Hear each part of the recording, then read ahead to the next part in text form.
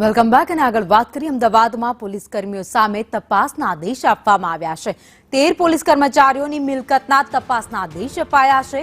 13 police કર્મીઓની જિલ્લા બહાર બદલી પણ કરાઈ છે। તો ડીજીપી અને સ્ટેટ મોનિટરિંગ સેલને તપાસના આદેશ આપવામાં આવ્યા છે।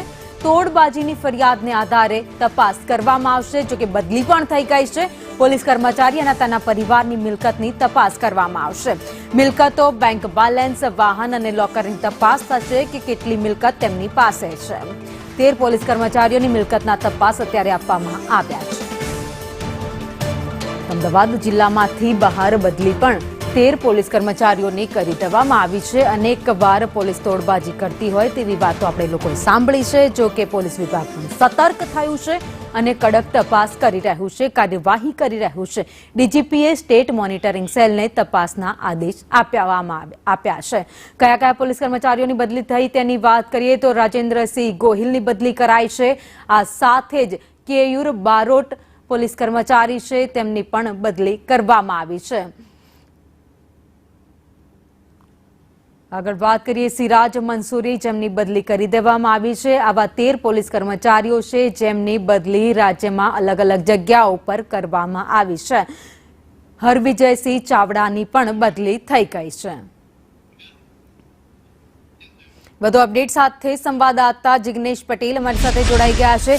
જિગ્નેશ, હવે પોલીસ વિભાગ પણ સતર્ક થઈ ગયું છે। તોડબાજી કરતા હોય તેવા પોલીસ કર્મચારીઓ પર લાલ આંખ કરાઈ છે, તપાસના આદેશ આપવામાં આવ્યા છે। એટલું જ નહીં, 13 પોલીસ કર્મચારી એવા પણ છે જેમની બદલી પણ કરી દેવામાં આવી છે।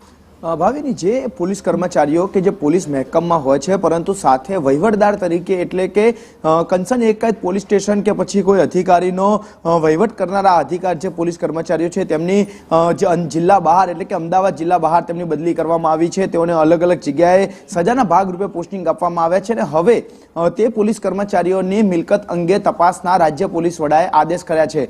સ્ટેટ મોનિટરિંગ સેલના નિલિપ્ત રાય અને તેમની અંતર્ગત એક ટીમ બનાવી અને તમામ જે પોલીસ કર્મચારીઓ છે તેમની તપાસ કરવામાં આવશે। તપાસની અંદર જે પોલીસ કર્મચારીઓ જેમની જિલ્લા બહાર બદલી થઈ છે તેવા પોલીસ કર્મચારીઓ પાસે કેટલી સ્થાવર જંગમ મિલકત રહેલી છે, તેઓના બેંક એકાઉન્ટ, પરિવારોના નામે કેટલી સંપત્તિ વસાવવામાં આવી છે, તેમના બેંક એકાઉન્ટ, તેમની ગાડીઓ, તેમની પાસે રહેલી અન્ય લક્ઝરિયસ આઇટમો તેની પણ તપાસ થશે। એટલે કે તેઓનો સરકારી પગાર ઉપરાંત એટલે કે તેમની સરકારી આવક સિવાય અન્ય કેટલી સંપત્તિ તેમને વિકસાવી છે, વસાવી છે તેની તપાસ કરવામાં આવશે અને તેનો રિપોર્ટ રાજ્ય પોલીસ વડાને સોંપવામાં આવશે। સ્વાભાવિક રીતે જ્યારે સંપત્તિની તપાસ કરવામાં આવી રહી છે ત્યારે પોલીસ પાસે તે પણ હકીકત છે કે જે વહીવટ કરતા જે પોલીસ કર્મચારીઓ છે તેમની પાસે અઢળક પ્રમાણમાં મિલકતો છે। તાજેતરમાં જે કિસ્સો પણ સામે આવ્યો છે કે જેમાં એક વહીવટદારે પોતાના અને પોતાના અધિકારીઓના 35 કરોડ રૂપિયા રિયલ એસ્ટેટના બિઝનેસમાં ગુમાવ્યા છે।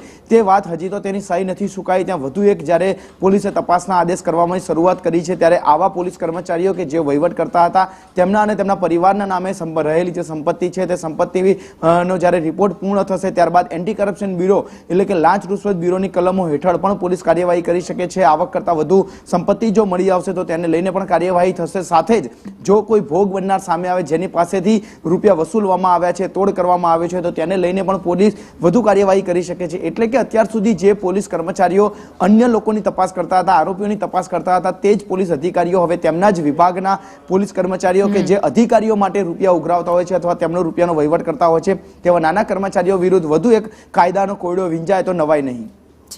આભાર માહિતી માટે।